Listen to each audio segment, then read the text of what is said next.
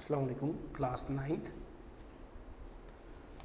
Book physics class 9 chapter number 6 work and energy lecture number 1 first half. The topics we are going to study are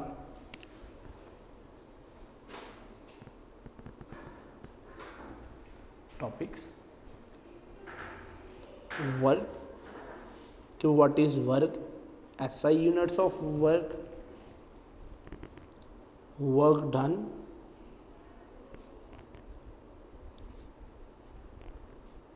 using equation, energy,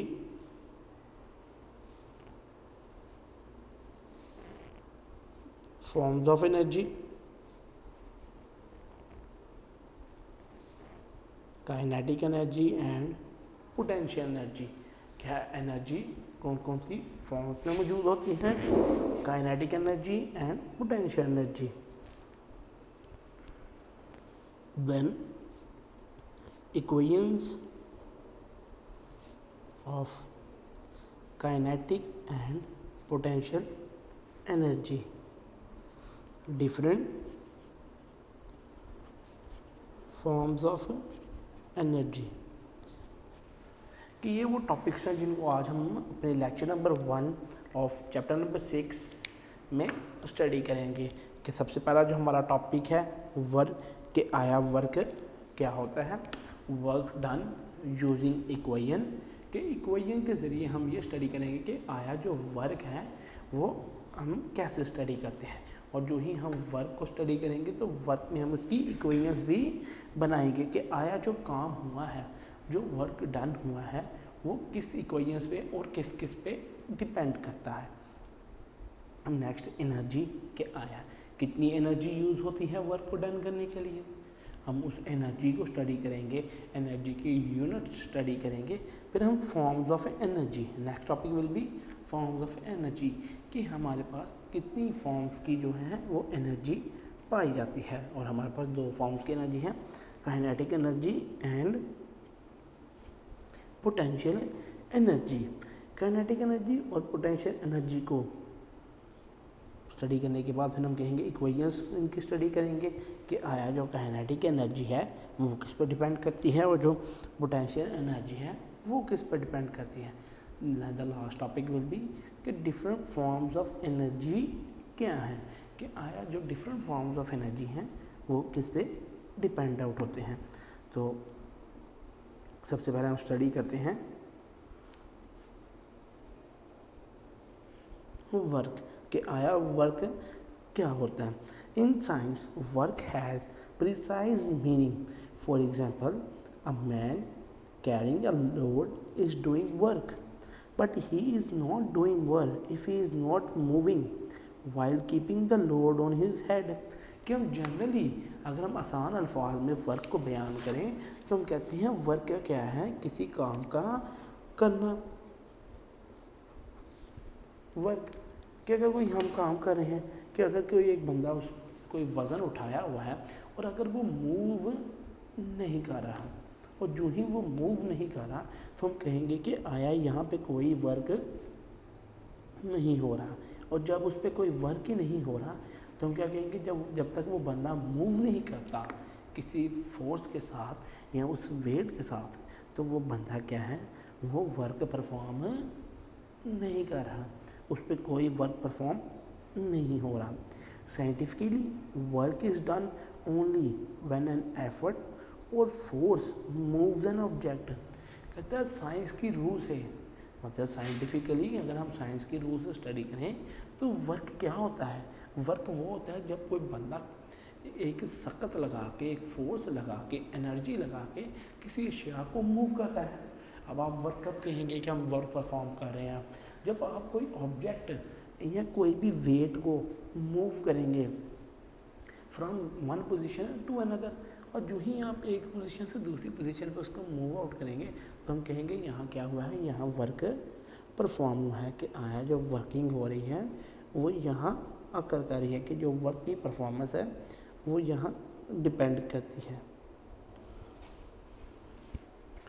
next is when work is done energy is use, कि जब भी कोई काम होगा तो उसमें energy use होगी, कि विदाउट एनर्जी क्या है आप वर्क परफॉर्म नहीं कर सकते। और जब आप विदाउट एनर्जी वर्क ही परफॉर्म नहीं कर सकते तो फिर क्या कहेंगे कि यहाँ कोई वर्क परफॉर्म नहीं हुआ। Thus work and energy are related to each other.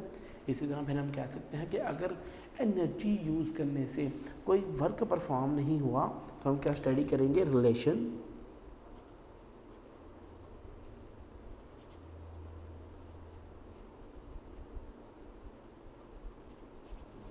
Of work and energy, कि वर्क और एनर्जी का हम रिलेशन स्टडी करेंगे कि आया energy is use to work, कि एनर्जी यूज होती है वर्क के लिए। Next will be the concept of energy is important concept in physics, कि एनर्जी का जो कॉन्सेप्ट है वो बहुत ज़्यादा इम्पोर्टेंट है। It will help us to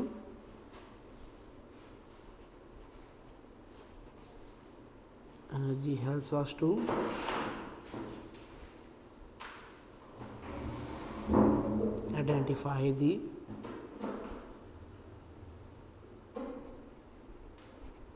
identify the changes that occur when work is done. This unit deals with the concept of work. This unit deals with the concept of work,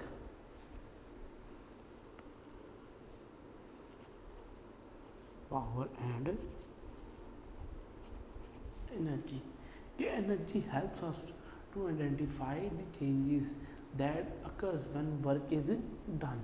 This unit deals with the concept of work and power, कि हम work की तब बात करेंगे कि आया work की energy क्या है, इसका रिलेशन है वर्क के साथ, और उस रिलेशन को हम स्टडी करेंगे कि जो ही हम एनर्जी चेंजेस स्टडी करते हैं तो एनर्जी के चेंजेस में हम ये भी स्टडी करते हैं कि जो ही एनर्जी चेंज होती है तो वहाँ पावर और वर्क जो है वो इफ़ेक्ट होता है, यानी जो ही हम एनर्जी यूज़ करेंगे तो वहाँ कोई ना कोई वर्क जो है वो परफॉर्म होगा, और जो ही वहाँ एक वर्क परफॉर्म होगा तो वर्क की परफॉर्मेंस हमें क्या दिखाएगी कि आया यहाँ एनर्जी यूज़ हुई है तो तब भी वर्क परफॉर्म हुआ है। हम ये नहीं कह सकते कि विदाउट एनर्जी हम कोई वर्क परफॉर्म कर दें, यानी एनर्जी के बगैर हम किसी चीज़ को एक जगह से दूसरी जगह मूव आउट कर दें। जो ही हम किसी चीज़ को एक जगह से दूसरी जगह मूव आउट करेंगे तो उसको मूव आउट करने में हम एनर्जी यूज़ करेंगे, क्योंकि हम एनर्जी के बगैर नहीं कर सकते। अब हम कहते हैं एक मशीन अपना वर्क परफॉर्म कर रही है तो मशीन पर भी एनर्जी लग रही है, किसकी शक्ल में, पावर की शक्ल में, कि आया उसको पावर सप्लाई मिल रही है। अब जब तक पावर सप्लाई उसको मिलती रहेगी वो वर्क परफॉर्म करती रहेगी। हम ये नहीं कह सकते कि विदाउट वर्क जो है एक मशीन अपना जो वर्किंग है वो परफॉर्म कर रही है। Next is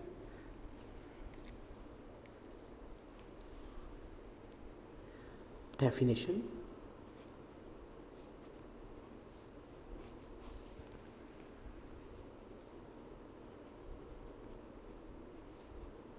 Work is said to be done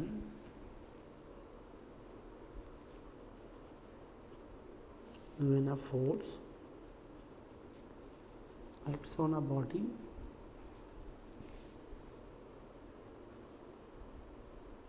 and moves it in the direction of the force।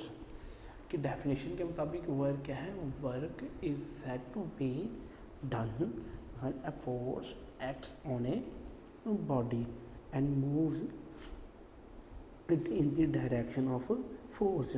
कि वर्क क्या है, हम कहेंगे वर्क तब होता है जब जो एक फोर्स है वो एक्ट करती है एक बॉडी पे, और जो ही वो एक्ट करेगी वो मूव करेगी इसको किस डायरेक्शन में, जिस डायरेक्शन में फोर्स लग रही है। For example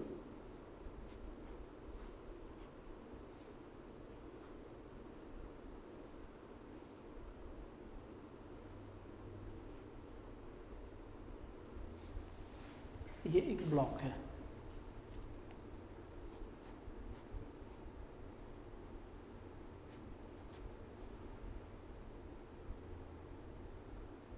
this is other block, कि जो ही यहाँ फोर्स एक्ट करेगी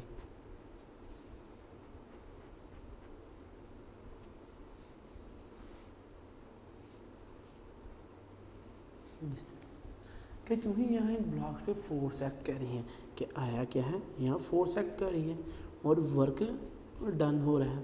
क्यों, जब फोर्स एक्ट करेगी और ये एस क्या है, डिस्प्लेसमेंट।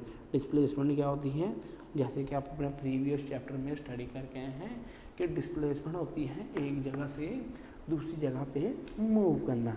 जब हम एक जगह से दूसरी जगह पे मूव करेंगे तो मूव करने से क्या होगा, वहाँ जो है एनर्जी के साथ वर्क परफॉर्म होगा, कि आया वहाँ एक फोर्स एक्ट कर रही है, और जो ही वहाँ एक फोर्स एक्ट करेगी तो फोर्स के एक्ट करने से हम कहेंगे कि यहाँ क्या है, कि एक एनर्जी जो है, कि यहाँ जो एनर्जी है वो हो रही है, और जो ही वहाँ एनर्जी प्रोड्यूस होगी तो एनर्जी की प्रोडक्शन के साथ हम कहेंगे कि आया जो ही एनर्जी प्रोड्यूस होगी तो एनर्जी के साथ साथ वहाँ क्या होगा कि वर्क परफॉर्म होगा, और जो ही वहाँ वर्क परफॉर्म होगा तो वर्क की परफॉर्मेंस हमें क्या बताएगी कि यहाँ फोर्स एक्ट कर रही है, और जैसे ही फोर्स एक्ट कर रही है तो फोर्स के एक्ट करने से क्या हुआ, वहाँ डिस्प्लेसमेंट प्रोड्यूस हो रही है।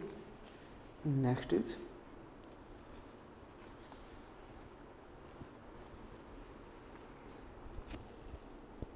The question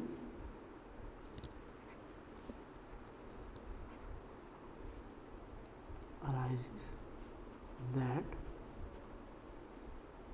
how much work is done. ये बात जो सवाल अब उठता है वो ये है कि कितना यहाँ वर्क जो है वो डन हुआ है, कि हम कह रहे हैं हमने यहाँ जो है एक जो वेट था उसको एक पोजीशन से दूसरी जगह पोजीशन तक हमने उसको फोर्स अप्लाई की, वहाँ डिस्प्लेसमेंट भी अकर हुई, लेकिन हमें ये नहीं पता लगा कि आया कितना वर्क यहाँ जो है वो परफॉर्म हुआ है। उसी वर्क को स्टडी करने के लिए हम कहते हैं naturally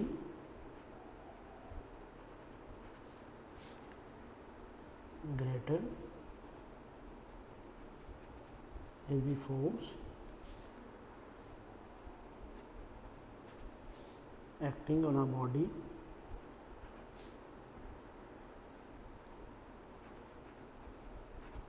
and longer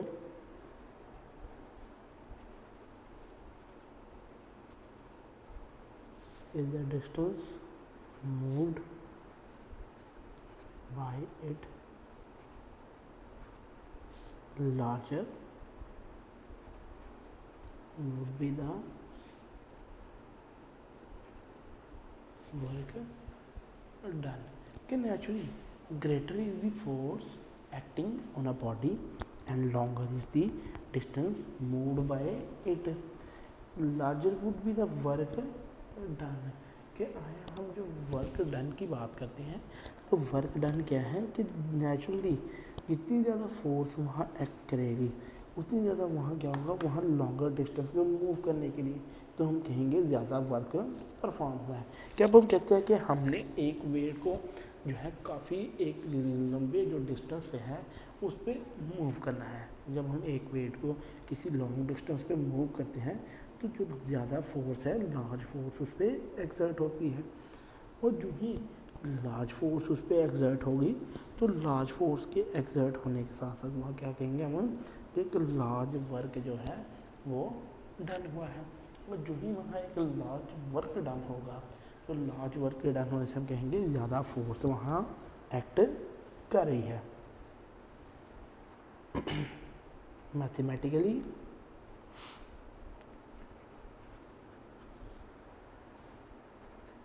work is the product of force F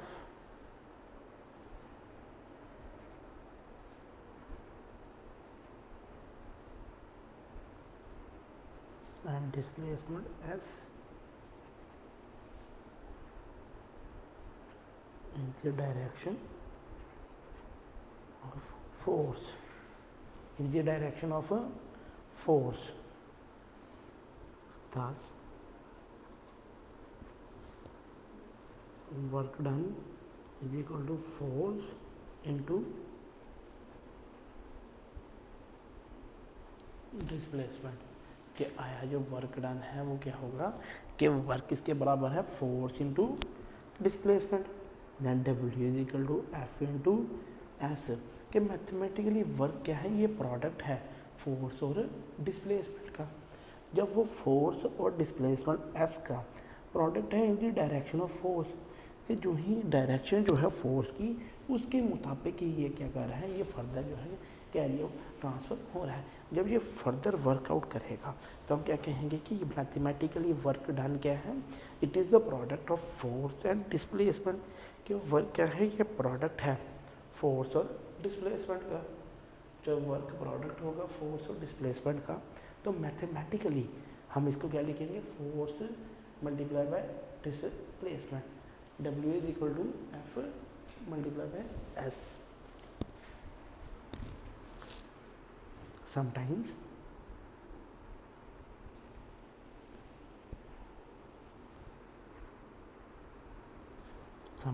force and displacement do not have the same direction, such as shown in figure.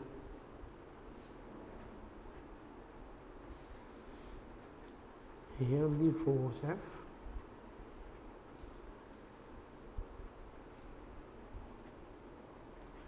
is making an angle theta with the surface on which the body is moved, resolving F into its perpendicular components. कि sometimes force and displacement do not have a same direction। कि हम कह सकते हैं कभी कभार कुछ ऐसी पॉसिबिलिटीज़ भी होती हैं जब जो फोर्स है और डिस्प्लेसमेंट है वो दोनों की डायरेक्शन सेम नहीं होती।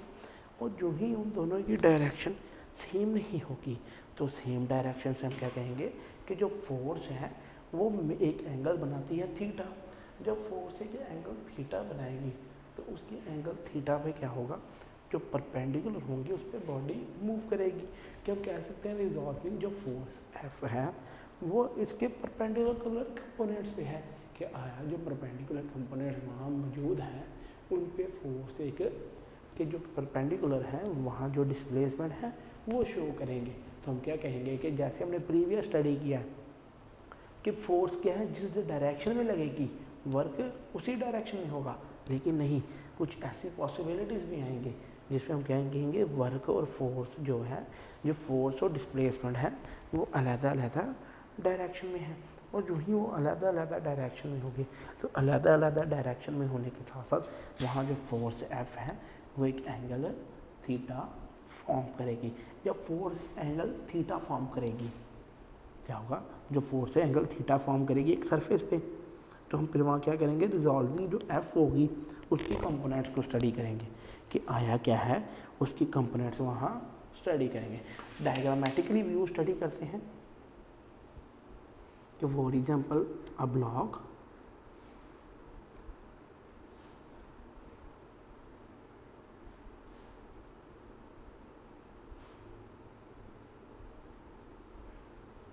a block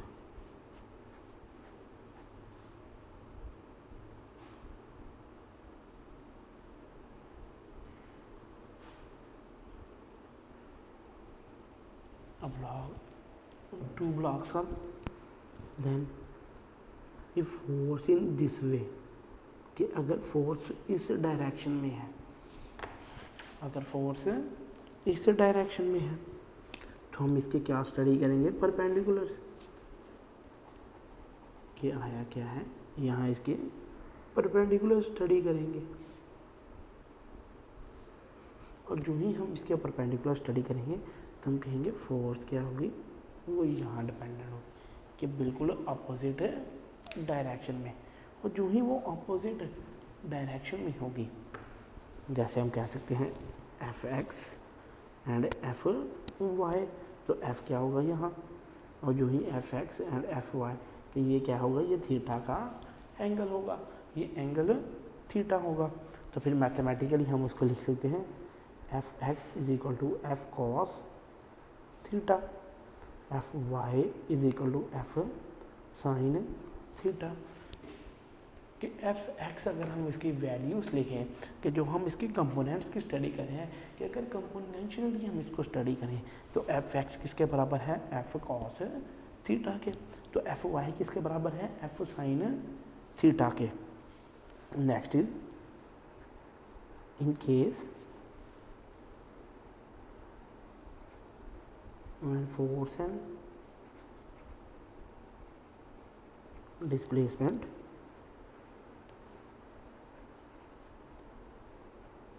are not parallel, the only x component fx parallel to the surface causes the body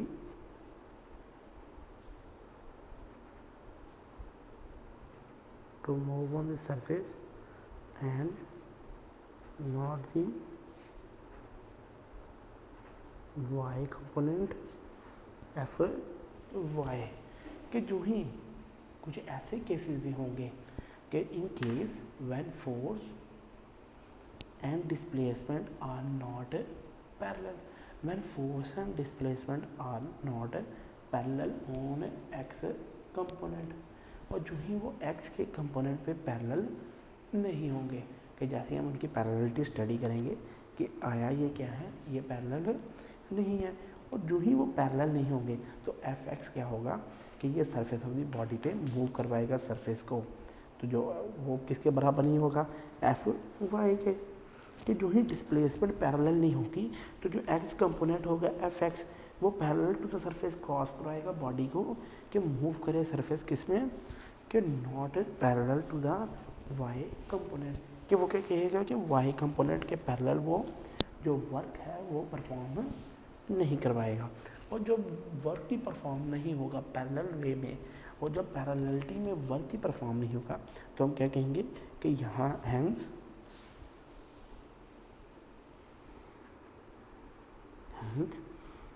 W is equal to fx and W is equal to f cos theta.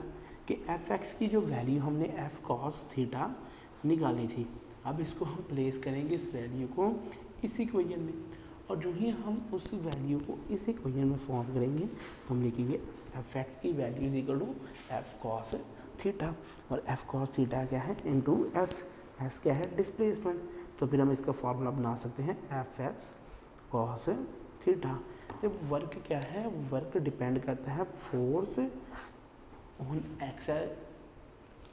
On x component and displacement F cos theta, कि F S cos theta. तो according to इसके हम इसकी definition बनाएंगे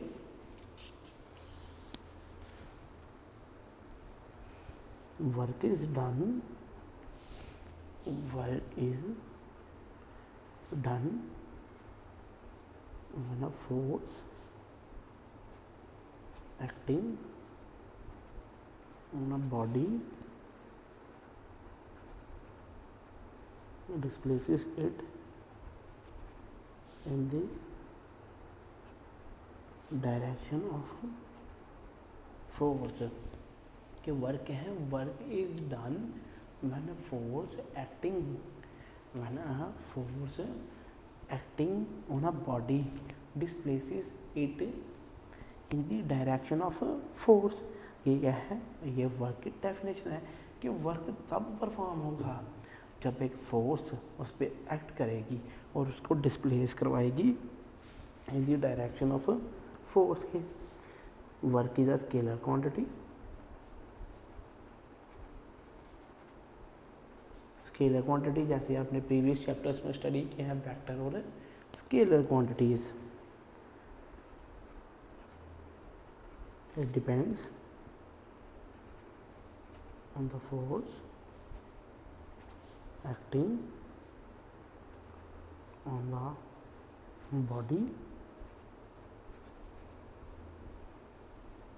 displacement of the body and the angle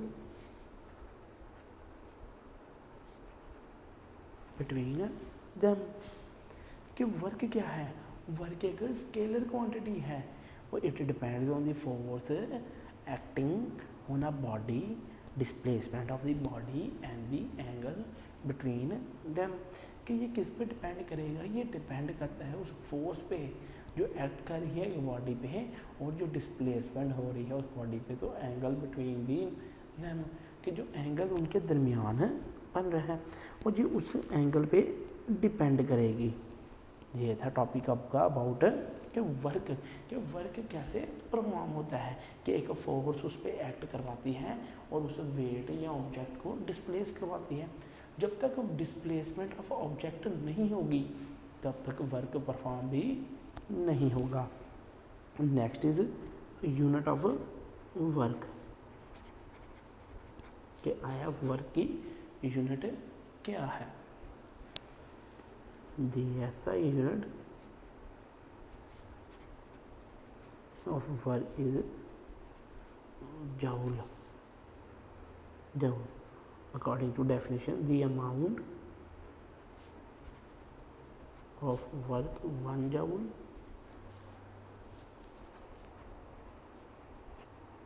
when a force of 1 Newton displaces a body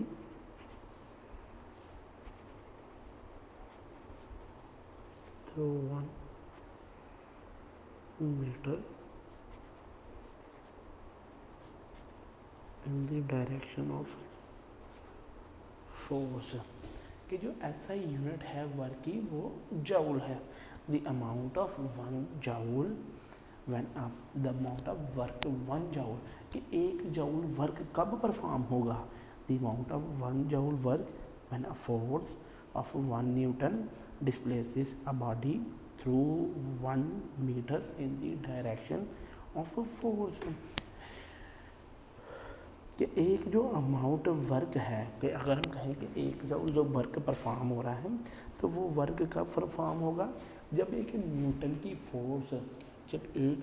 force movement करवाएगी 1 metre पे। कि for example हम कहेंगे कि आपने ये 1 जूल वर्क परफॉर्म करना है, तो वो कब परफॉर्म होगा, जब वो एक ऑब्जेक्ट को मूव करेगा 1 मीटर तक, 1 मीटर के डिस्टेंस तक जब वो ऑब्जेक्ट मूव आउट होगा, और जो ही वो ऑब्जेक्ट 1 मीटर के डिस्टेंस तक मूव आउट होगा तो हम कहेंगे कि यहाँ क्या है, यहाँ डिस्प्लेसमेंट हुई है और यहाँ 1 मीटर की डिस्प्लेसमेंट हुई है। और उसी डिस्प्लेसमेंट के लिहाज से हम क्या कहेंगे कि यहाँ जो वर्क है वो 1 जूल परफॉर्म हुआ है।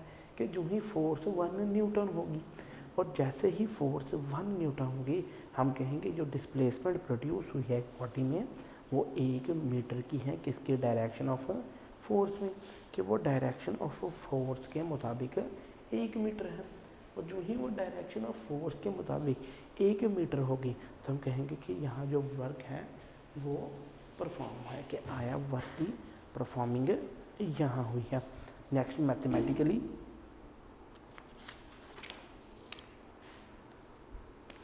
thus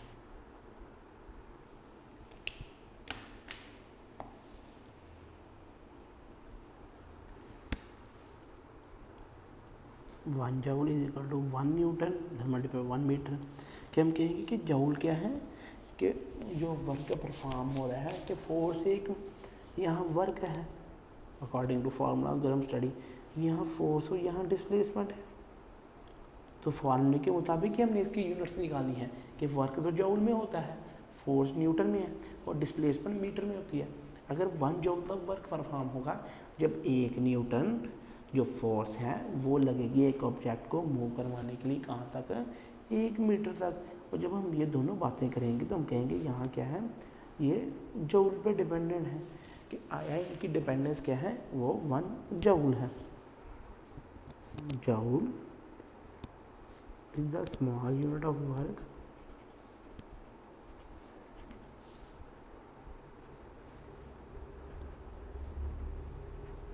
its bigger units are, कि जूल क्या है, एक बहुत ही छोटी यूनिट है। छोटी यूनिट क्यों है, क्योंकि जब 1 न्यूटन में फोर्स लगेगी और डिस्प्लेसमेंट 1 मीटर की होगी तो 1 जूल परफॉर्म होगा। इसीलिए अगर हम 1 kilo joule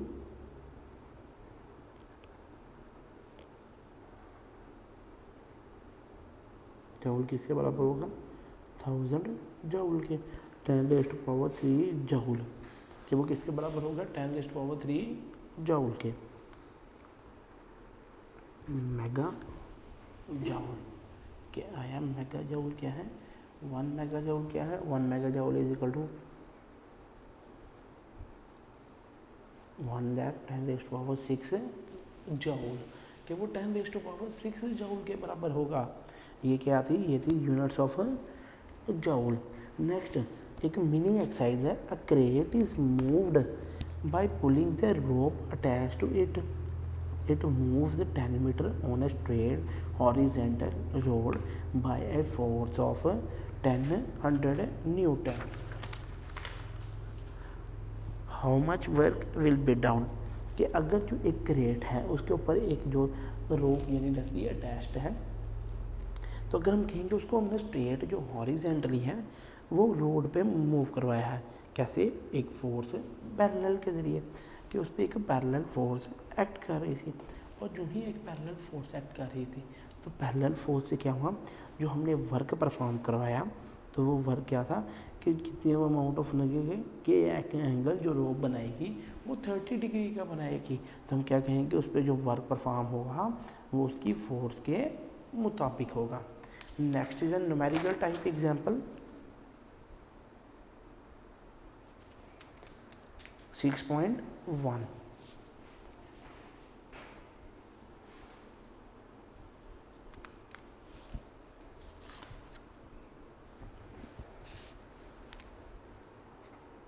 example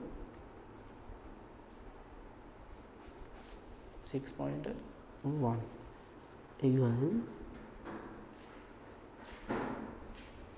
carries a 10 kg bag upstairs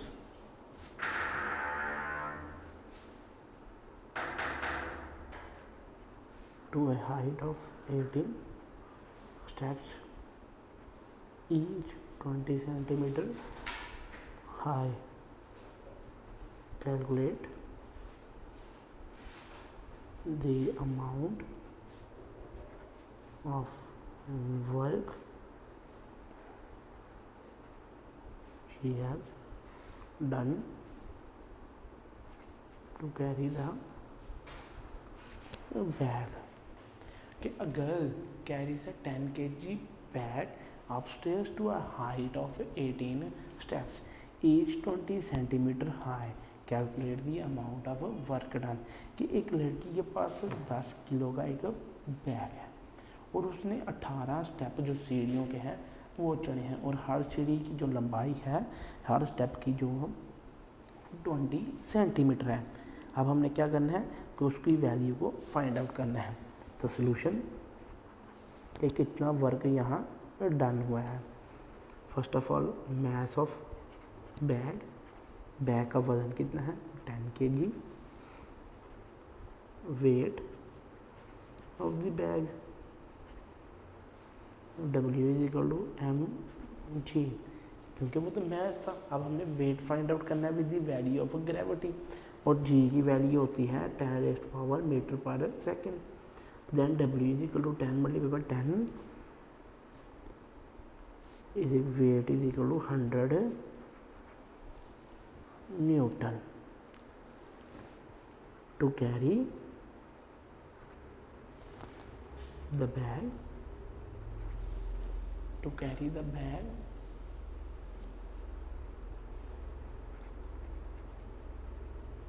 upstairs.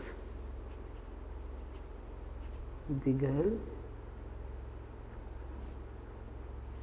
exerts an upward force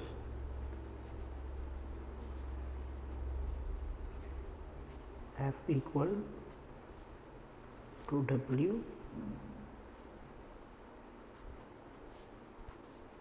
the weight of the bag. To carry the bag upstairs, the girl exerts an upward force equal to the weight of the bag.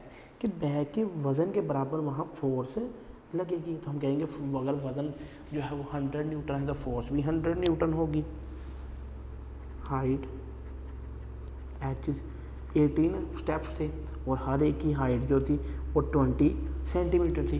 20 centimetre को अगर आप metres में convert करें तो वो 0.2 metre होगी। ठीक है, 3.6 मीटर की हाइट क्या है 3.6 मीटर। कि जैसे हमने वर्क का फॉर्मूला पढ़ा था F इंटू एस, एस क्या थी अलॉन्ग दी सरफेस डिस्प्लेसमेंट करवाएं, कि जो ही हम यहाँ से यहाँ मूव करवाएं, लेकिन जो ही हम हाइट में मूव करवाएंगे कि हम इसको ऊपर की तरफ लेके जा रहे हैं, तो हाइट के लिए हम h यूज़ करेंगे और यहाँ s। तो फिर अगर हम वर्क का फार्मूला बनाएं तो फिर ये होगा ना और W is equal to F multiply by H, कि फोर्स जो हाइट पे लग रही है। Then putting values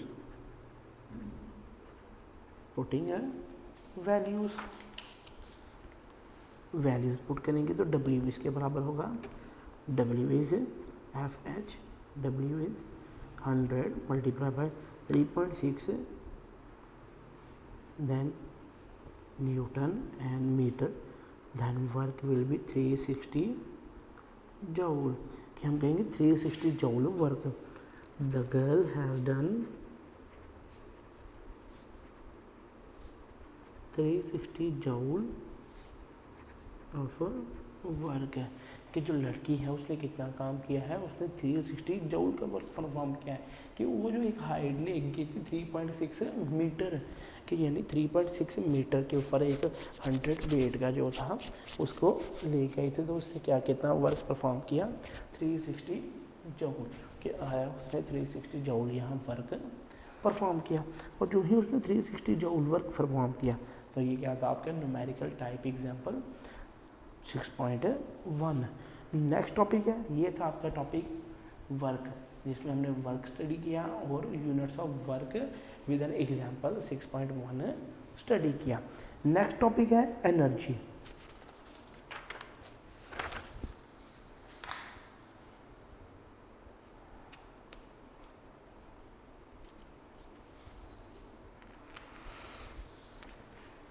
energy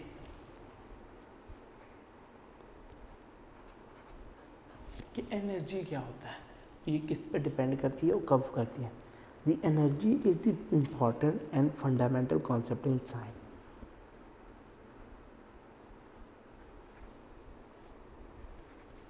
is important and fundamental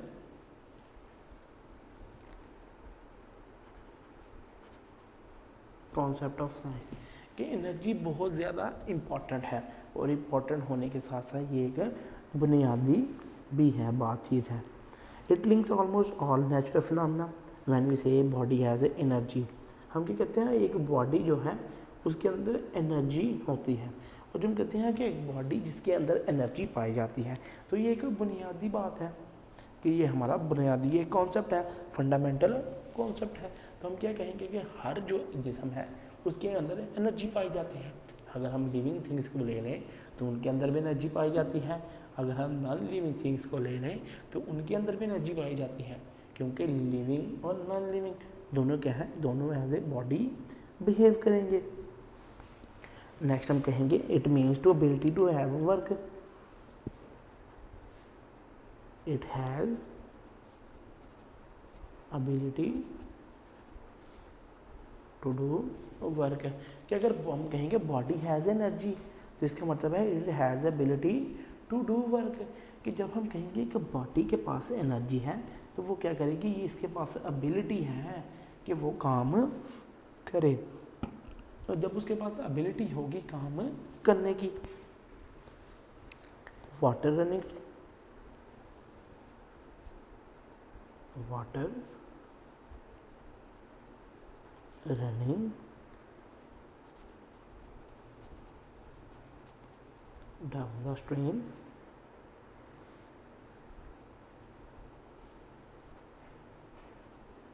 has the ability to do work, so it possesses energy, कि water running down the stream has ability to do work, तो इसको it possesses energy, कि अगर हम बात करें कि झील में से जो पानी नीचे की तरफ जो गिर रहा है, जो सफ़र तय कर रहा है, तो वो क्या कर रहा है, वो एक वर्क परफॉर्म कर रहा है, और जो ही वो एक वर्क परफॉर्म करेगा तो हम कहेंगे इसके अंदर एनर्जी पाई जाती है, कि इसके अंदर एनर्जी है तो ये वर्क परफॉर्म कर रहा है, और अगर एनर्जी ना होती तो ये कभी भी वर्क परफॉर्म ना कर सकता। The energy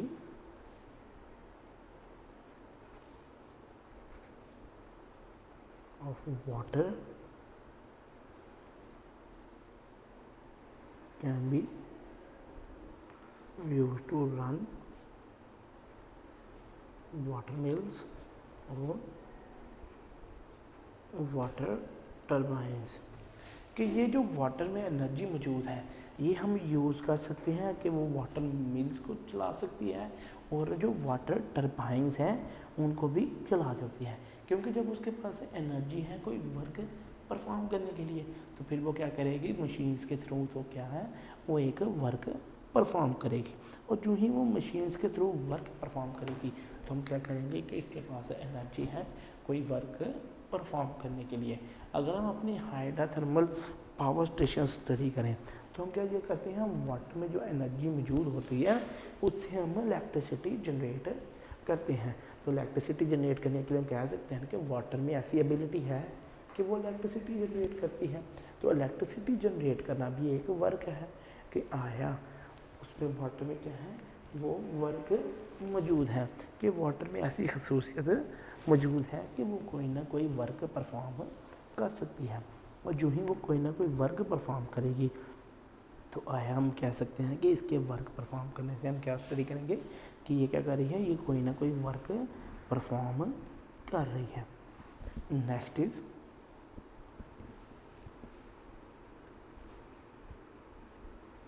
energy exists in various forms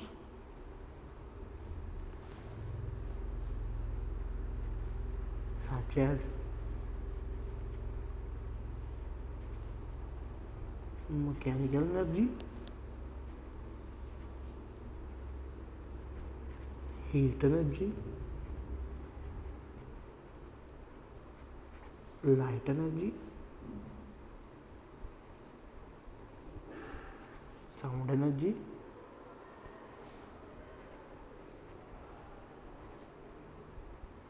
electrical energy,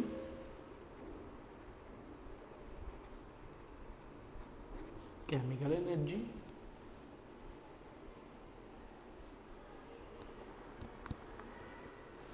and nuclear energy ATC। अगर हम कहते हैं एनर्जी जो है वो वेरियस फॉर्म में एग्जिट होती है, तो वेरियस फॉर्म में हम कह सकते हैं कि वो मैकेनिकल एनर्जी भी होती है, हीट एनर्जी भी होती है, लाइट एनर्जी भी होती है, साउंड एनर्जी भी होती है, इलेक्ट्रिकल एनर्जी, केमिकल एनर्जी और न्यूक्लियर एनर्जी। के बाद ये हमारी एनर्जी पे है कि एनर्जी तो बहुत सारी इकसाम में है कि अगर हम कोई मैकेनिकल काम करें तो हम कहेंगे यहाँ मैकेनिकल एनर्जी हो रही है प्रोड्यूस, कि अगर हम किसी चीज़ को गर्म करें तो हम कहेंगे यहाँ हीट एनर्जी प्रोड्यूस हो रही है, अगर हम लाइट को स्टडी करें तो हम कहेंगे लाइट एनर्जी यूज़ हो रही है, अगर हम साउंड प्रोड्यूस करें हम कहेंगे साउंड एनर्जी प्रोड्यूस हो रही है, इसी तरह इलेक्ट्रिकल एनर्जी प्रोड्यूस हो रही है, रिएक्शंस करवाएं दो केमिकल्स के तो हम कहेंगे केमिकल एनर्जी प्रोड्यूस हो रही है, न्यूक्लियस के रिएक्शंस करवाएं तो हम कहेंगे न्यूक्लियर एनर्जी प्रोड्यूस हो रही है, कि एनर्जी प्रोड्यूस हो रही है। तो हमारी वो जो बड़ी सही बात थी कि हर बॉडी के अंदर एनर्जी मौजूद होती है, कि इसी तरह हम कह सकते हैं कि हर बॉडी के अंदर एनर्जी मौजूद होती है, लेकिन एनर्जी बहुत सारी इकसाम की होती है, कि कोई भी इकसाम की एनर्जी में जो मौजूद होती है, जब किसी भी एग्जाम की एनर्जी इसमें मौजूद होगी तो हम कहेंगे कि एनर्जी तो मौजूद है लेकिन ऑफ वेरियस फॉर्म्स की, जब वेरियस फॉर्म्स की जो एनर्जी इसमें मौजूद है।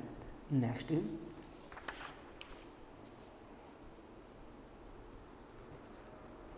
एनर्जी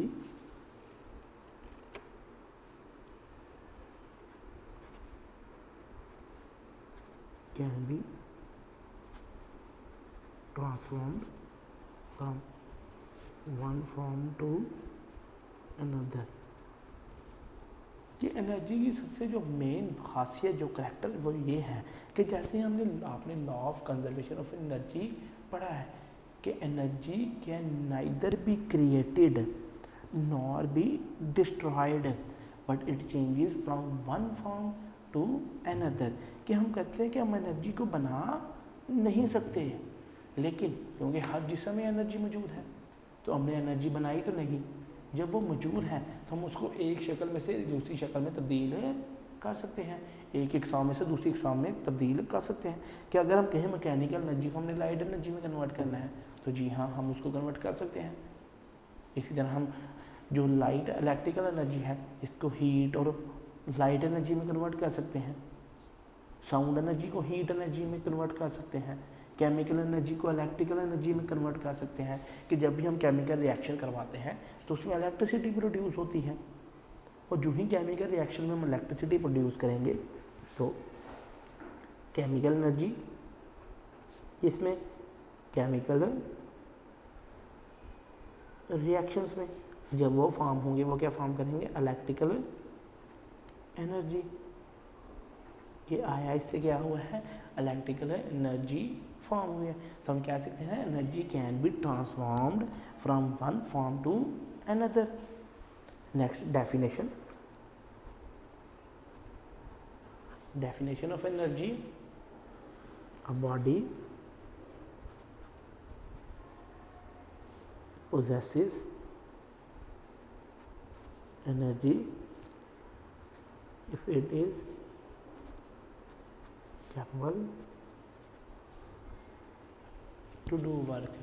कि if a body possesses energy if it is capable of to do work है, कि हम कहेंगे एक बॉडी में एनर्जी तब पाई जाती है जब उसमें कोई खासियत हो काम करने की, कि जब कोई बॉडी तब एनर्जी अपनी शो करेगी जब वो कोई ना कोई काम वर्क परफॉर्म करेगी, और जो ही वो कोई ना कोई वर्क परफॉर्म करेगी तो वर्क की परफॉर्मेंस से हम स्टडी करेंगे कि वहाँ एनर्जी मौजूद है। Next is mechanical energy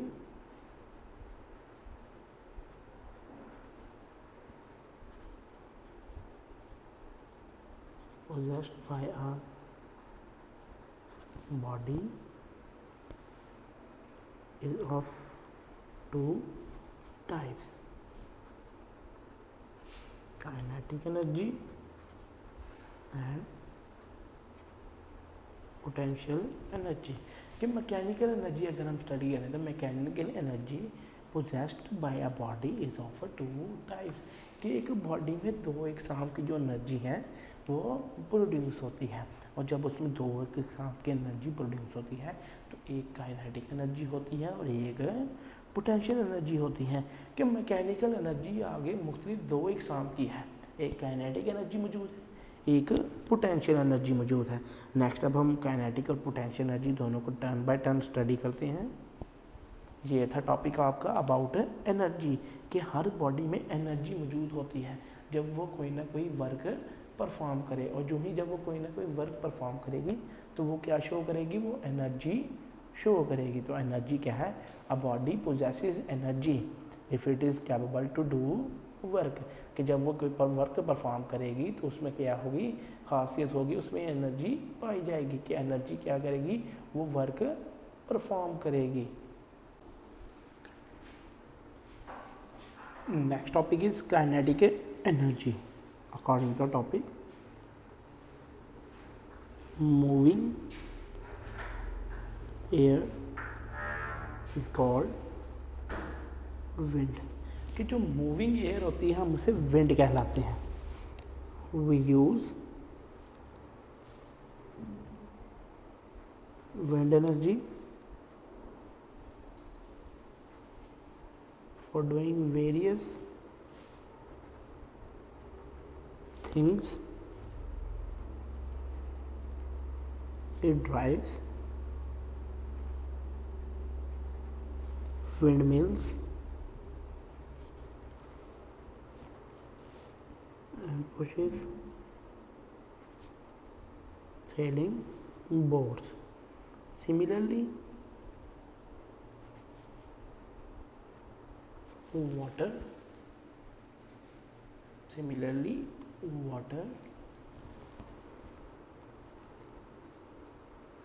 in a river can carry wooden logs through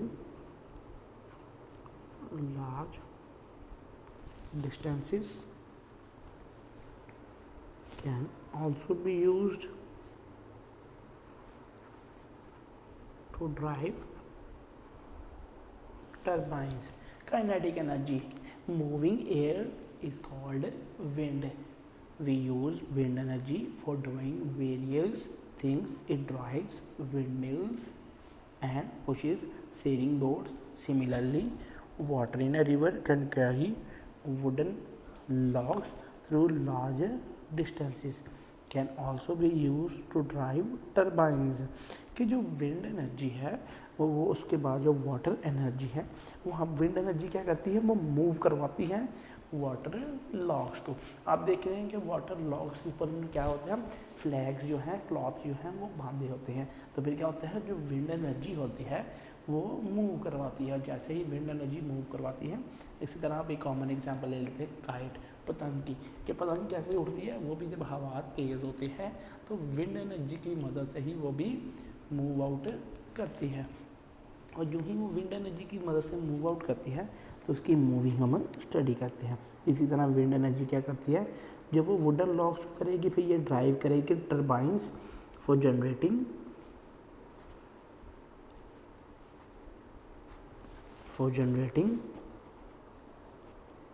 electricity. फिर वो क्या करेंगे, वो जनरेट करेंगे electricity. Thus, a moving body has kinetic energy. A moving body has kinetic energy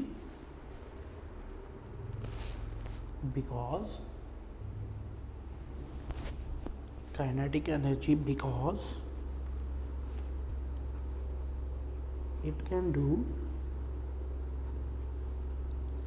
work due to its motion.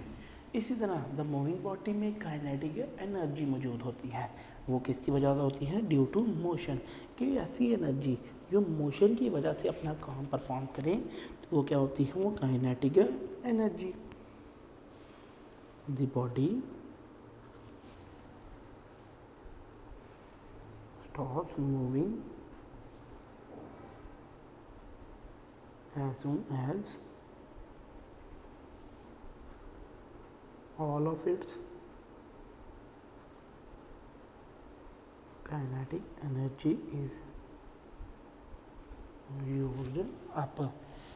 कि body जो है वो तब तक मूव करती रहेगी जब तक उसकी सारी जो काइनेटिक एनर्जी है वो यूटिलाइज ना हो जाए, और जब तक उसकी सारी काइनेटिक एनर्जी यूटिलाइज नहीं होगी तो वो क्या करेगी, वो मूव आउट करती रहेगी। कि हम क्या स्टडी करेंगे कि आया जो मूवमेंट होती है वो इसकी वजह से है।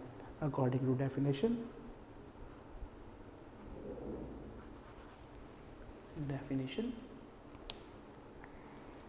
the energy possessed by a body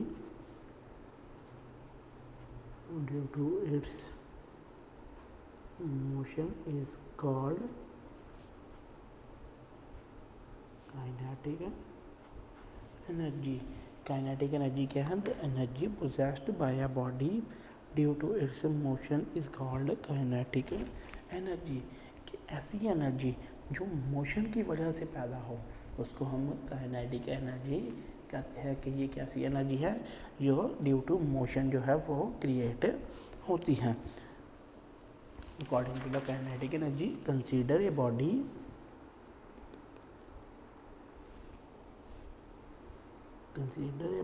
of mass m moving with velocity v, the body stops after moving through some distance as due to some opposing force such as force of friction acting on it, the body possesses kinetic energy and is capable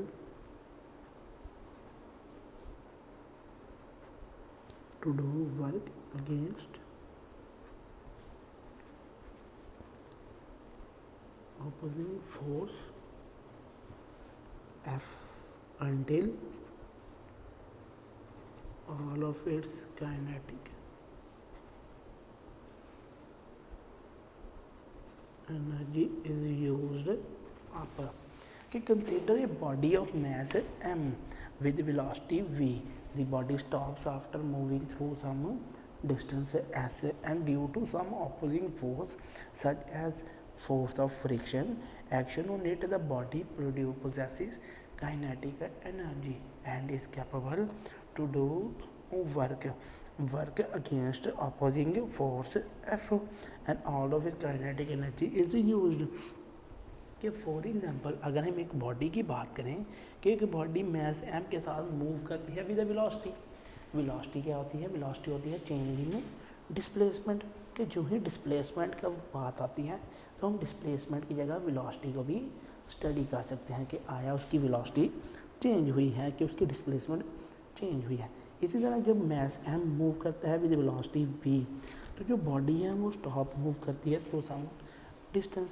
कि आया जो distance की वजह से वो क्या करेगी, वो due to some opposing force, कि किसी अपोजिट फोर्स से वो क्या करेगी, वो मूव करेगी और वो क्या होगी, वो force of friction acting on it, कि वो फोर्स ऑफ फ्रिक्शन होगी। The body possesses kinetic energy and is capable to do work.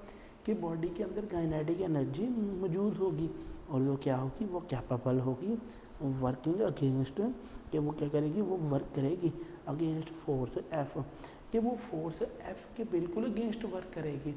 और जो ही वो फोर्स एफ के अगेंस्ट वो वर्कआउट करेगी, तो जो ही हम कह सकते हैं कि ये क्या है, ये ऐसी एनर्जी है जो हम यूज़ करते हैं तब क्या करे, जो ही वो मूव करेगी विद एनर्जी, कि आया वो एनर्जी के साथ मूव आउट करेगी।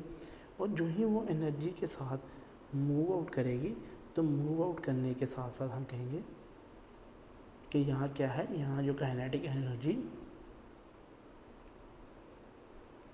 वो यूज़ हुई है, कि यहाँ क्या यूज़ हुआ है, यहाँ काइनेटिक एनर्जी यूज़ हुई है। जब वो काइनेटिक एनर्जी यूज़ होगी तो हम क्या कहेंगे, यहाँ क्या है, यूसेज ऑफ काइनेटिक एनर्जी। और जो ही वहाँ यूसेज ऑफ काइनेटिक एनर्जी होगा, तो यूसेज हम स्टडी करेंगे फर्दर इसको मैथमेटिकली, कि आया ये किस फार्मूले के तहत यहाँ यूज़ होते हैं। Kinetic energy of body is equal to work done by it due to motion, कि work done by it due to motion, कि मोशन के लिहाज से जो वर्क डन होता है, K E is equal to F S kinetic energy into work done. Then V I is equal to V and V T V F is equal to V, कि initial velocity किसके बराबर है, वो we के बराबर है। और जो ही वो इनिशियल वेलोसिटी v के बराबर होगी तो फाइनल वेलोसिटी ज़ीरो होगी। और जो ही फाइनल वेलोसिटी ज़ीरो होगी, हम कहेंगे फोर्स क्या होती है, मास ओवर एक्सेलरेशन, कि फोर्स क्या है, मास ओवर एक्सेलरेशन। तो एक्सेलरेशन क्या होगी, minus force over M. Acceleration किसके बराबर होगी, माइनस फोर्स ओवर एम के। Next, since motion is opposed, since motion is opposed,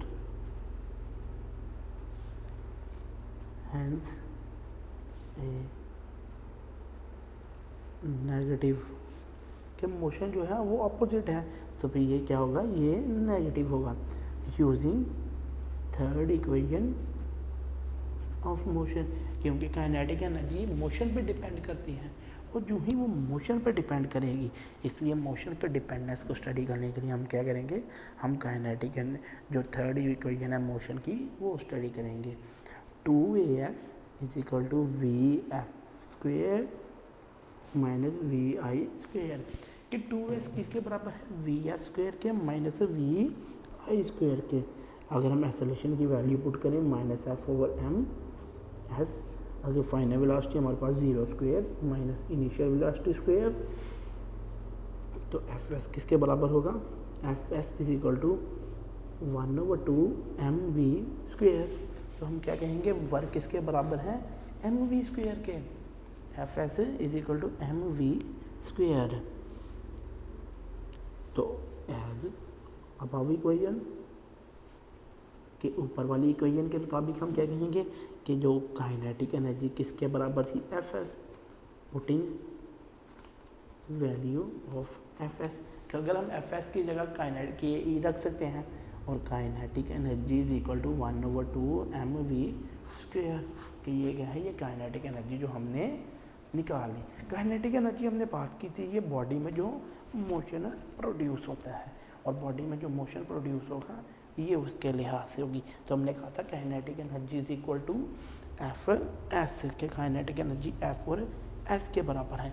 और जो ही काइनेटिक एनर्जी एफ और एस के बराबर होगी, हम कहेंगे V initial velocity is equal to V, के इनिशियल वेलोसिटी वी के बराबर है।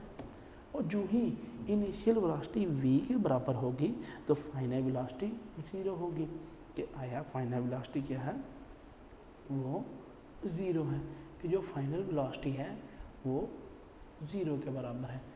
और जो ही वो फाइनल वेलोसिटी ज़ीरो के बराबर होगी, तो उस फाइनल वेलोसिटी से हम स्टडी करेंगे कि फोर्स किसके बराबर है, मास और एक्सेलरेशन के।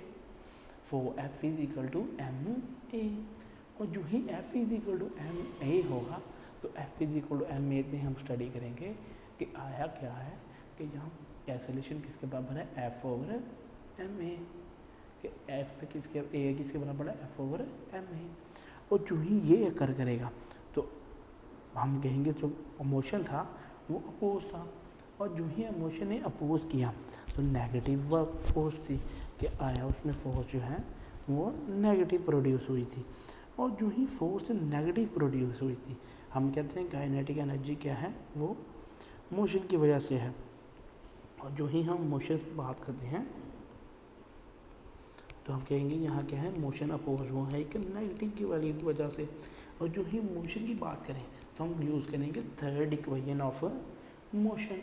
और जो ही हम third equation of motion study करेंगे तो थर्ड इक्वेशन से हम ये स्टडी करेंगे कि क्या है कि आया जो इसमें इक्वेशन यूज है वो 2AS is equal to VF square is equal to VI square, कि VF square minus VI square है। तो अगर हम एक्सेलरेशन की वैल्यू पुट करेंगे और जो ही हम एक्सेलरेशन की वैल्यू पुट करेंगे तो एक्सेलरेशन की वैल्यू में हम स्टडी करेंगे कि ये वैल्यू किस पर डिपेंड करती है, कि आया जो वैल्यूज डिपेंड करती हैं वो यहाँ डिपेंडेंट है। और जब हम वैल्यू ए की फाइंड करेंगे और जब उस पर वैल्यू हम लिखेंगे 2 is equal to minus F over M is equal to ऐसे के जो ही हम एफ़ की वैल्यू वहाँ पुट करेंगे तो एफ़ की वैल्यू पुट करने से हम क्या कहेंगे, फाइनल वेलोसिटी भी पुट करेंगे और इनिशियल वेलोसिटी भी पुट करेंगे। और जो ही फाइनल के साथ साथ हम इनिशियल भी पुट करेंगे और जो ही हम इनिशियल पुट करेंगे तो F S is equal to minus F S is equal to 1/2 mv square, के एफ एस किसके बराबर है 1/2 mv स्क्वेयर के। और जब हम इसके स्क्वेयर स्टडी करेंगे तो हम कहेंगे कि हमने शुरू में ही काइनेटिक एनर्जी किसके बराबर रखी थी, एफ एस के। और जो ही हमने काइनेटिक एनर्जी एफ एस के बराबर रखी थी तो हम क्या कहेंगे, यहाँ जो काइनेटिक एनर्जी अगर एफ एस के बराबर है तो अगर हम एफ एस की जगह काइनेटिक एनर्जी प्लेस करें तो F S then kinetic energy is equal to 1/2 mv square. This equation gives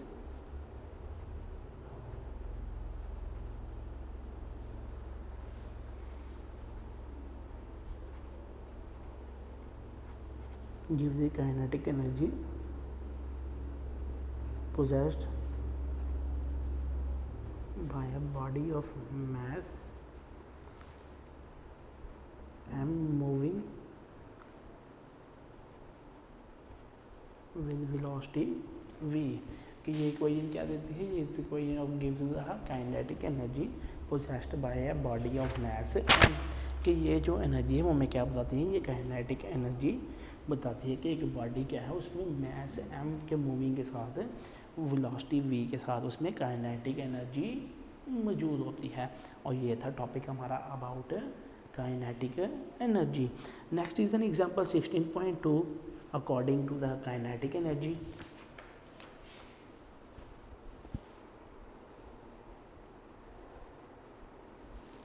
Example 6.2, a stone of mass 500 gram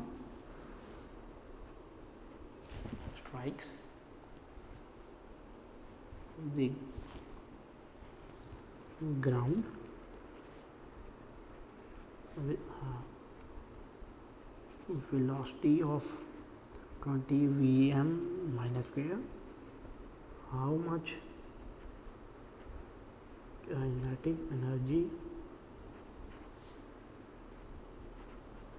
of the stone at time t, at time it strikes the ground.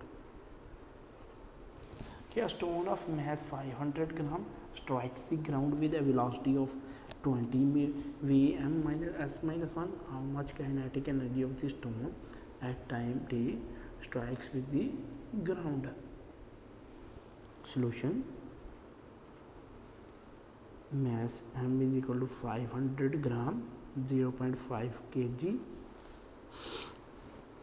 v is equal to 20 meter per second according to formula. के according to formula हमने kinetic energy find out करनी है, k is equal to be unknown, then kinetic energy 1/2 mv²। Putting values कि जो ही हम values में put करेंगे के ई किसके बराबर होगा, के ई 1/2 0.5 मल्टीप्लाई बाय 20²। तो हम क्या कहेंगे 1/2 किसके बराबर है 0.5 kg मल्टीप्लाई बाय 200 400 मीटर² पर सेकंड स्क्वायर। तो 1/2 multiply 0.5 kg multiply by 400 m² s-² तो it will be 100 joule. Kinetic energy will be 100 joule. क्या काइनेटिक एनर्जी कितनी होगी, वो 100 जूल होगी। थस द काइनेटिक एनर्जी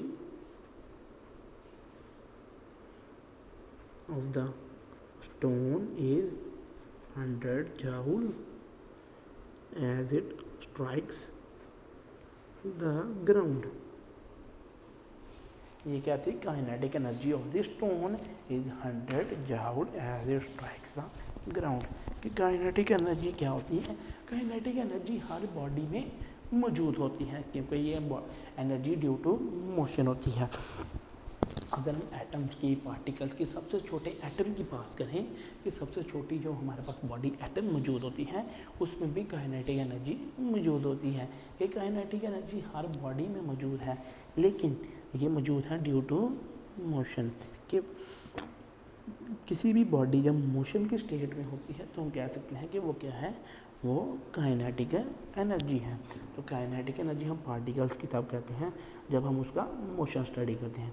और जो जो हम उसका मोशन स्टडी करेंगे हम कहेंगे यहाँ क्या है, यहाँ का काइनेटिक एनर्जी मौजूद होती है। और काइनेटिक एनर्जी की मौजूदगी हमें यह बताएगी कि जो ही यहाँ वो मौजूद होगी तो हम कहेंगे जो यहाँ काइनेटिक एनर्जी मौजूद है उस काइनेटिक एनर्जी के ज़रिए हमने जो स्टडी किया है वो क्या है, इसकी काइनेटिक एनर्जी। और जो ही वो काइनेटिक एनर्जी मौजूद होगी हम कहेंगे जो काइनेटिक एनर्जी यहाँ मौजूद है वो एज इट इज़ वहाँ भी मौजूद है क्योंकि ये मोशन की स्टडी है। और जो ही हम मोशन की स्टडी करेंगे तो मोशन की स्टडी में हम ये स्टडी करेंगे कि आया जो मोशन है बॉडी का वो ये है। और जो ही हम मोशन स्टडी करेंगे तो मोशन के लिहाज से हम कहेंगे कि जो काइनेटिक एनर्जी हम यूज़ कर रहे हैं वो ड्यू टू मोशन है। और जो ही हम उसके मोशन को स्टडी करेंगे तो मोशन में हम कहेंगे कि जो energies due to motion create हो रही हैं वो काइनेटिक एनर्जीज हैं। और ऐसी एनर्जीज को हम सिर्फ मोशन की वजह से ही स्टडी करते हैं। ये था हमारा टॉपिक अबाउट है काइनेटिक एनर्जी। और ये थे एक example, numerical type example 6.2 which elaborates about kinetic energy.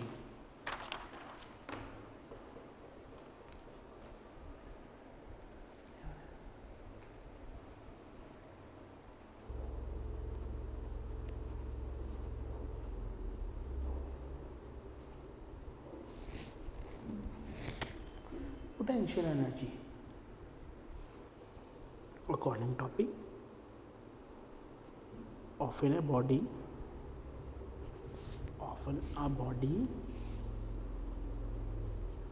has the ability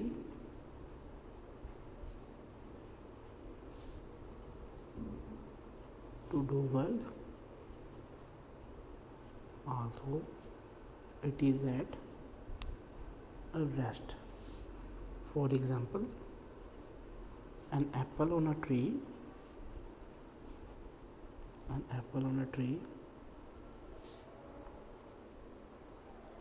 is capable to do work as it falls. Okay, often a body has the ability to do work different it or is at rest. For that example, an apple on a tree is capable to do work as it falls। कि जो ही एक body उसके पास क्या होती है, ability होती है एक वर्क करने की। जब हम उस एबिलिटी को वर्क करने की एबिलिटी को स्टडी करते हैं तो हम कहते हैं ये कैसी एबिलिटी है कि ये एक रेस्ट की एबिलिटी है। कि जो ही हम कहते हैं बात एक एप्पल जो एक ट्री पे मौजूद है और जब वो एप्पल एक ट्री पे मौजूद रहेगा तो हम क्या कहेंगे, यहाँ क्या है, ये इसकी एबिलिटी है टू डू वर्क, कि इसमें एबिलिटी है वर्क करने की, लेकिन ये वर्क तब करेगा ये दरख्त से नीचे गिरेगा। और जो ही ये दरख्त से नीचे गिरेगा तो हम कहेंगे आया यहाँ क्या है, यहाँ एक वर्क परफॉर्म हुआ है। Next is thus it possesses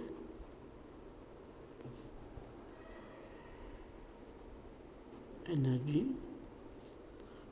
due to its position, कि जब इसमें एनर्जी इसकी पोजीशन के मुताबिक होगी, कि आया जब हम कहेंगे कि एक दरख्त की निचली शाख के ऊपर ये है तो वो डिस्टेंस जो ग्राउंड के साथ होगा, जो डिस्टेंस ऐसे इसने ट्रैवल करना है वो कम होगा, और जो ही डिस्टेंस कम होगा हम कहेंगे एनर्जी इसमें कम है। लेकिन जो ही हम कहेंगे कि डिस्टेंस ज़्यादा है, कि ये सबसे ऊपर वाली शाख पे पोजीशन पे मौजूद है, तो हम क्या कहेंगे, यहाँ डिस्टेंस ज़्यादा होने से क्या हुआ है, कि जो ही डिस्टेंस ज़्यादा हुआ है तो वो शाख पे इसकी जो फोर्स है, इसकी जो एनर्जी है वो भी ज़्यादा हुई है, क्योंकि डिस्टेंस बहुत ज़्यादा मैटर करता है। और जो ही हम डिस्टेंस को स्टडी करेंगे तो हम कहेंगे कि यहाँ जो डिस्टेंस पे मौजूद है, कि आया जो मौजूदगी इसकी डिस्टेंस पे है, और जो ही हम डिस्टेंस की मौजूदगी को स्टडी करेंगे तो डिस्टेंस की मौजूदगी में हम यही स्टडी करेंगे कि आया जो ही ये मौजूद होगा एक डिस्टेंस पे, तो हम कहेंगे कि जो ही ये डिस्टेंस पे मौजूद है तो इसकी मौजूदगी के लिहाज से हम स्टडी करेंगे कि आया जो ही ये वहाँ मौजूद है तो उसके मौजूद होने से क्या होगा, वो एक पोजीशन में मौजूद है, और जो ही वो पोजीशन पे फाइन है तो हम कहेंगे कि यहाँ जिस पोजीशन पे है उतना इसको डिस्टेंस लगेगा, कि जितना डिस्टेंस इसने ट्रैवल करना है उतनी इस पर फोर्स लगेगी, और जो ही उस पर उतनी फोर्स लगेगी तो वो क्या होगा कि पोटेंशियल एनर्जी किसको रेफर करेगी, उसकी पोजीशन को। The kind of energy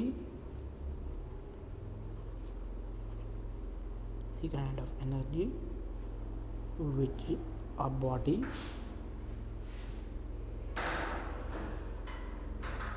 possesses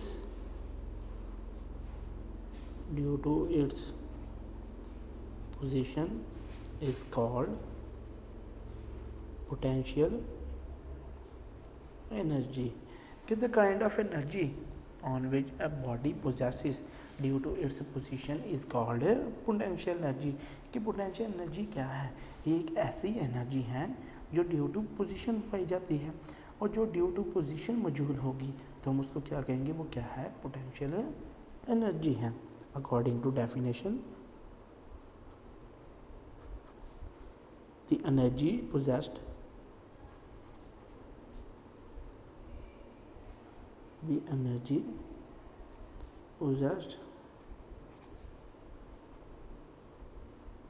by a body due to its position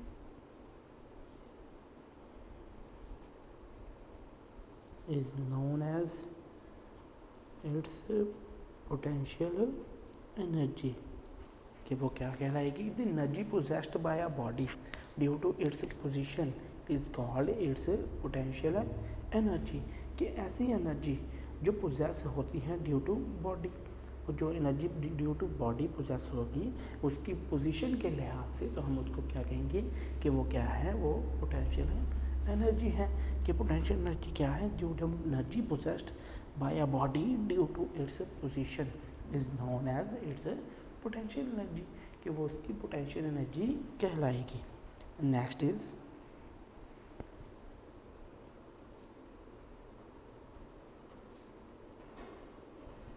stored water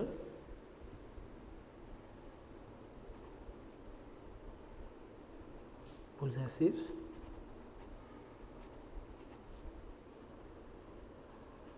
potential energy due to its height. A hammer raised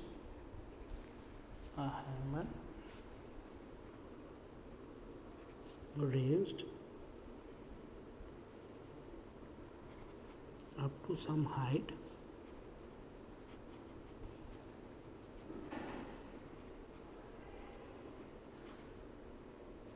has the ability to do work because it possesses potential energy. तो stored water possesses potential energy due to its height, कि जो हमने water store किया होता है उसमें भी potential energy मौजूद होती है, क्योंकि वो भी एक हाइट पे मौजूद होता है। इसी तरह जो ही हम एक हैमर यानी एक हथौड़ी जब हम कील पे मारेंगे तो हम एक हाइट से ला के उसको जो है ना तब वो फोर्स अप्लाई करते हैं, और जो ही हम एक हाइट पे लाते हैं तो हाइट में आने के बाद वो क्या होता है, उसमें एक फोर्स अप्लाई होती है। जो ही हाइट में आने के बाद उसमें जो फोर्स अप्लाई होगी तो वो फोर्स क्या स्टडी करेगी कि यहाँ जो फोर्स अप्लाई हो रही है वो उस पर डिपेंडेंट है, कि आया वो फोर्स डिपेंडेंट है कि वहाँ एक एनर्जी प्रोड्यूस होगी। Next is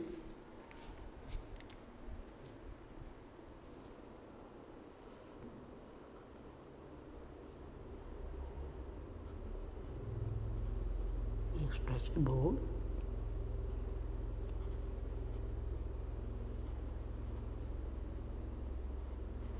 has potential energy due to its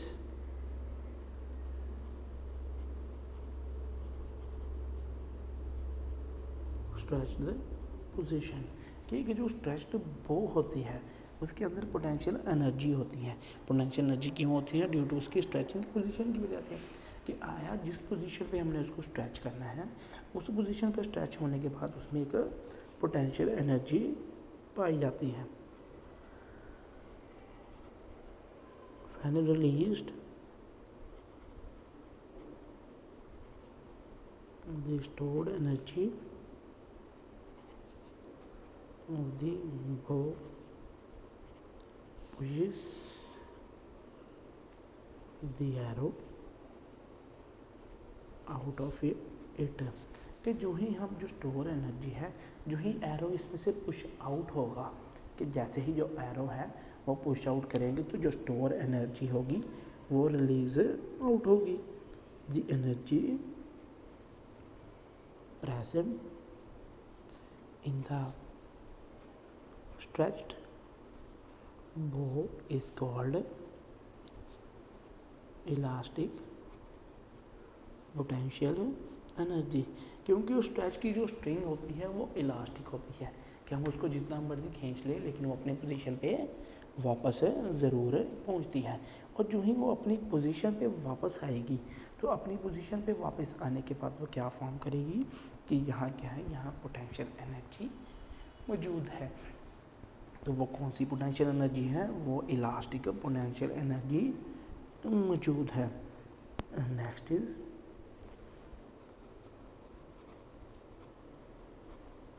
the potential energy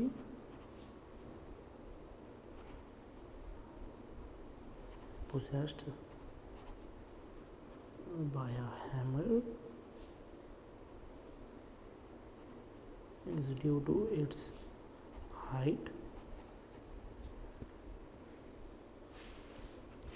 the energy present in a body due to its height is called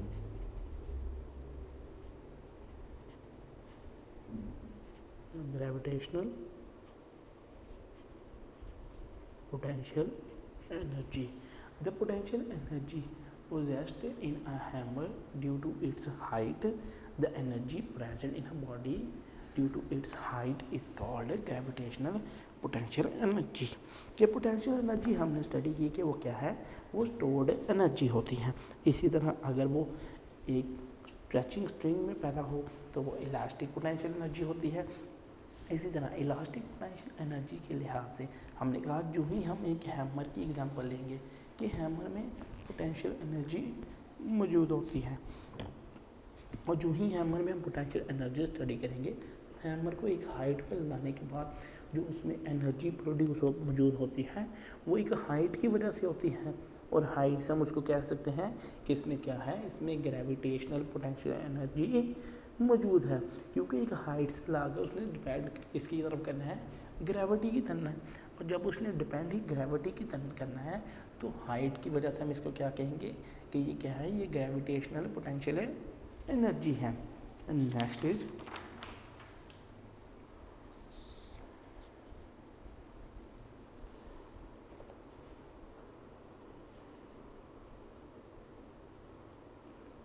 let a body of mass m, let a body of mass m be raised up through height h from the ground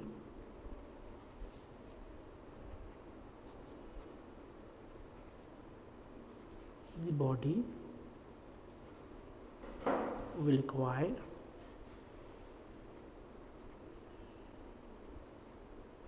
potential energy equal to the work done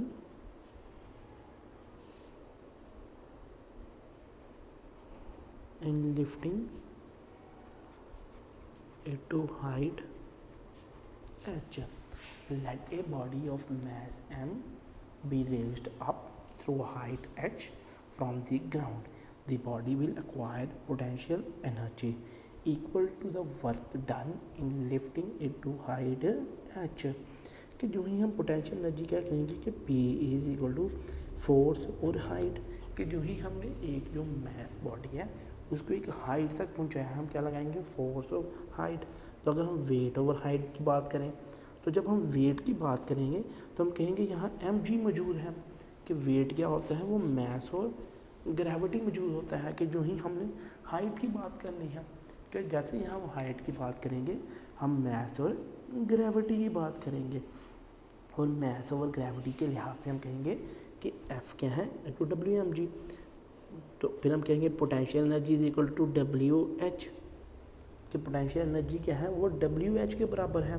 और अगर हम यहाँ W की value put करें, values putting values, तो potential energy will be equal to M G multiply by H, कि potential energy क्या है, वो एम जी एच है। potential energy is equal to mgh.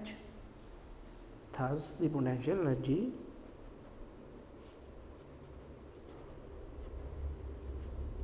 potential energy possessed by the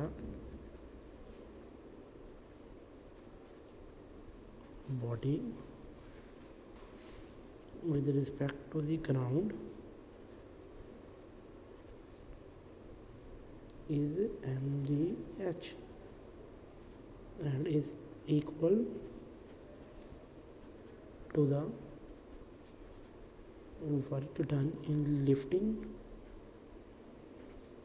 it to height.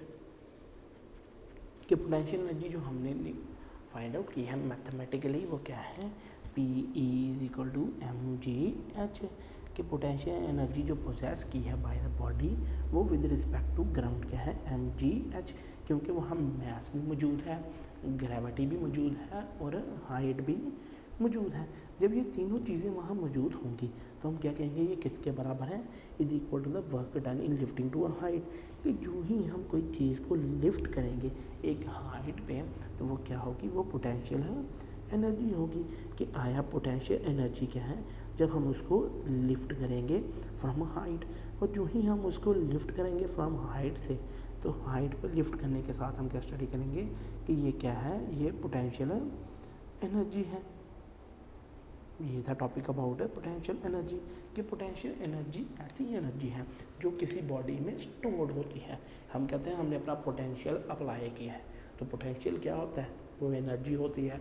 अगर हम current electricity की बात करें उसमें हम पोटेंशियल डिफरेंस स्टडी करते हैं, तो पोटेंशियल डिफरेंस क्या है, वो इलेक्ट्रॉन्स को वो एनर्जी मिल रही है जिससे वो फ्लो कर रहे हैं।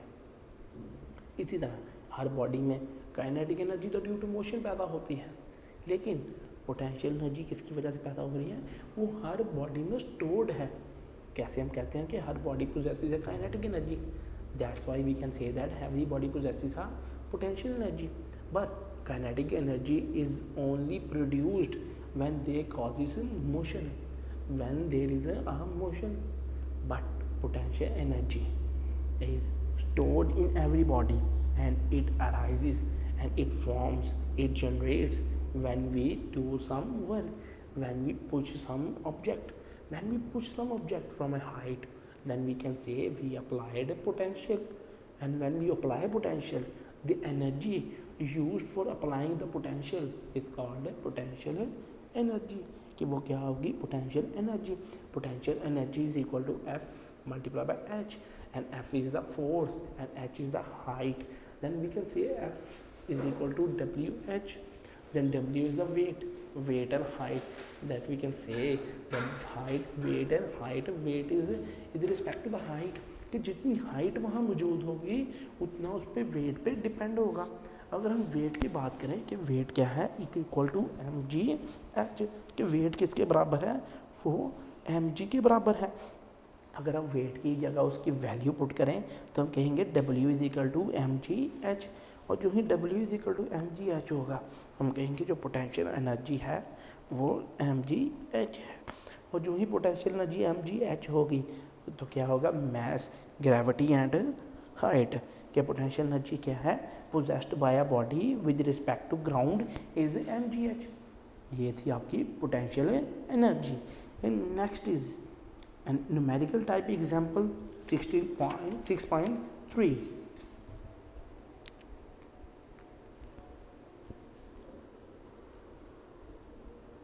Example 6.3,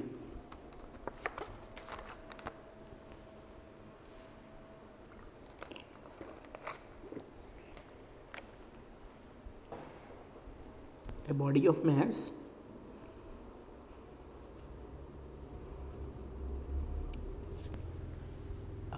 of mass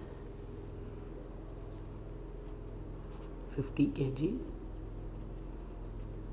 is raised to a height of 3 meter. What is the potential energy? Solution: a body of mass 50 kg is raised to a height of 3 meter. What is the potential energy? कि mass solution given data is mass हमारे पास 50 kg मौजूद है, height हमारे पास 3 metre मौजूद है, g की value 10 metre पर second square fixed according to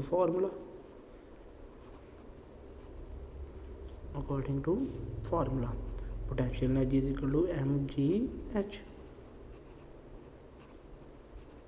putting values, potential energy is equal to 50 multiplied by 10 multiplied by 3, so is equal to 1500 joule। Potential energy किस में होती है, जाउल्स में होती है। The potential energy of the body is 1500 joule. के potential energy कितनी मौजूद है वहाँ, 1500 जाउल मौजूद है। According to the formula of potential energy is equal to mgh।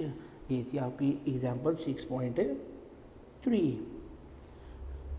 Next example है 6.4।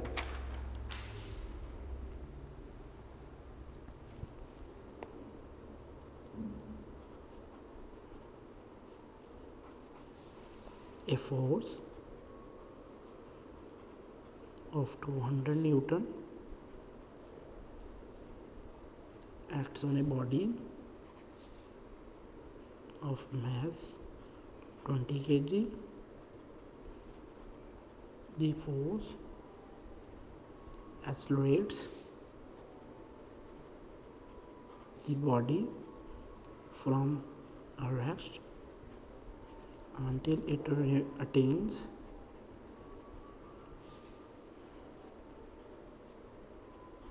the velocity of 50 मीटर पर second. Throw what distance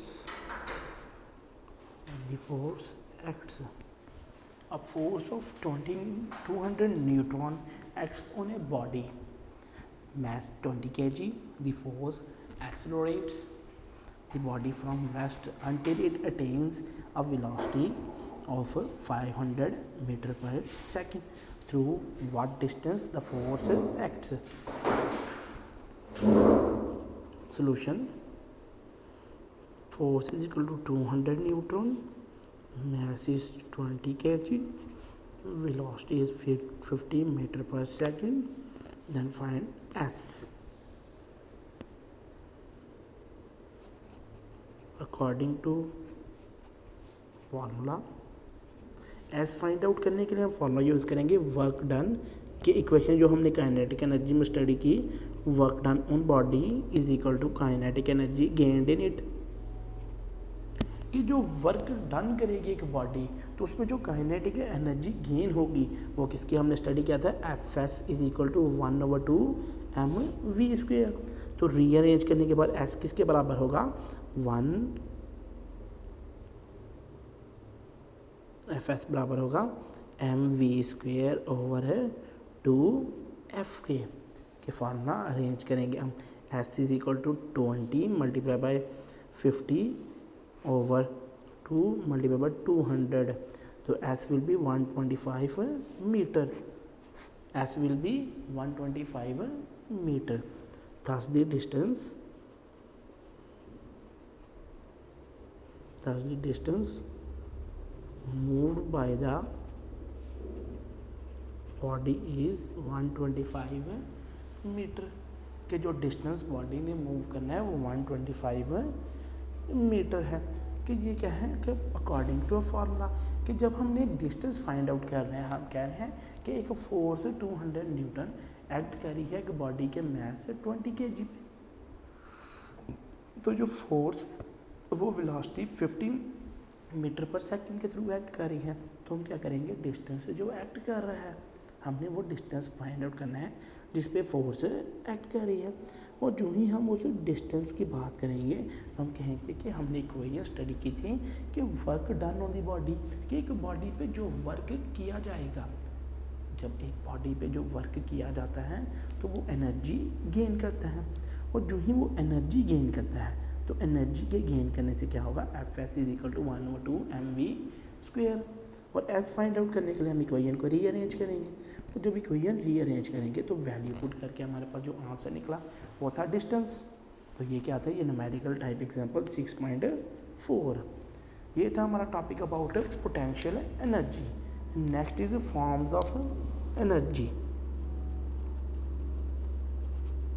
forms of energy, जैसे कि हमने एनर्जी स्टडी किया है कि एनर्जी क्या है, energy is the ability to do work. कि एनर्जी क्या है, वो एबिलिटी होती है काम करने के लिए। तो energy exists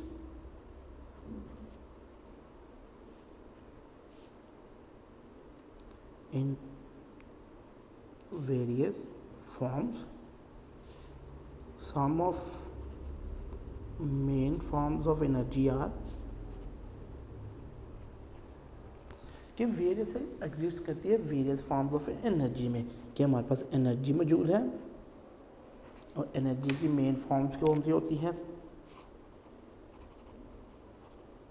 mechanical energy,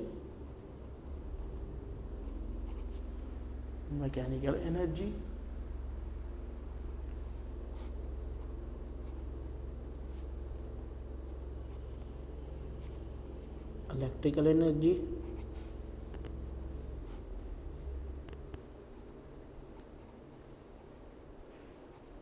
light energy, nuclear energy,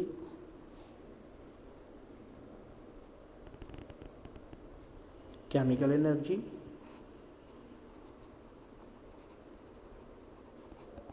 sound energy,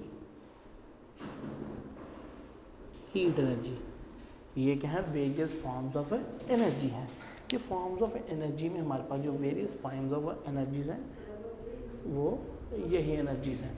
कि आया ये कौन सी एनर्जीज हैं, उसमें हमने mechanical energy, electrical energy, light energy, nuclear energy, chemical energy, sound energy and heat energy. कि ये सारी क्या है हमारे पास डिफरेंट एनर्जीज हैं। कि एनर्जी हमने पहले ही बात की थी, एनर्जी क्या होती है, एनर्जी हम one form to another form move करवा सकते हैं। जब हम one form to another form move करवाएंगे तो हम क्या कहेंगे, ये क्या है, इनमें एनर्जीज प्रोड्यूस हुई हैं। और जो ही उनमें एनर्जीज़ की प्रोडक्शन होगी तो एनर्जीज़ की प्रोडक्शन से हम क्या कहेंगे कि यहाँ जो एनर्जीज़ प्रोड्यूस हो रही हैं वो ट्रांसफॉर्म हो रही हैं वन फॉर्म से अनदर फॉर्म। कि अगर हम बात करें मैकेनिकल एनर्जी, तो मैकेनिकल एनर्जी इलेक्ट्रिकल एनर्जी में कन्वर्ट आउट हो सकती है। मैकेनिकल एनर्जी को हम ट्रांसफॉर्म करके इलेक्ट्रिकल एनर्जी फॉर्म कर सकते हैं। इसी तरह हम इलेक्ट्रिकल एनर्जी से लाइट एनर्जी फॉर्म कर सकते हैं, लाइट एनर्जी से न्यूक्लियर एनर्जी फॉर्म कर सकते हैं, न्यूक्लियर एनर्जी से केमिकल एनर्जी, केमिकल एनर्जी से साउंड एनर्जी, हीट से साउंड एनर्जी। कि ये सारी एनर्जीज जो हैं एक दूसरे से फॉर्म आउट हो सकती हैं। कि साउंड जो एनर्जीज हैं वो वन फॉर्म से टू अनदर फॉर्म जो ट्रैवल है वो करती रहती हैं। ये था आज का हमारा लेक्चर नंबर 1, जिसमें हमने स्टडी किया कि आया वर्क क्या होता है। वर्क क्या होता है, डिस्प्लेसमेंट। कि किसी भी ऑब्जेक्ट को हमने मूव आउट करना है और जो ही हम मूव आउट करेंगे तो वहाँ एक वर्क फॉर्म होगा। वर्क फॉर्म करने के लिए हमें जो है एनर्जी की ज़रूरत पड़ती है। जैसे जब हम किसी मशीन्स का वर्क परफॉर्म करें तो उनके वर्क को परफॉर्म करने के लिए हम स्टडी करते हैं कि आया उनको पावर की ज़रूरत पड़ती है। तो पावर क्या है उनके लिए, वो एनर्जी है। इसी तरह जो एनर्जी है, एनर्जी हमने स्टडी किया कि वो क्या है, वो एबिलिटी टू डू वर्क है। एनर्जी क्या है, वो एबिलिटी टू डू वर्क है। और जो ही हम एनर्जी स्टडी करते हैं, एनर्जी में हमने मैकेनिकल एनर्जी की टाइप स्टडी की कि मैकेनिकल एनर्जी की कितनी टाइप्स होती हैं, उसकी 2 टाइप्स होती हैं। और दोनों टाइप्स में हम क्या स्टडी करते हैं, kinetic energy and potential energy. कि kinetic energy due to motion पैदा होती है।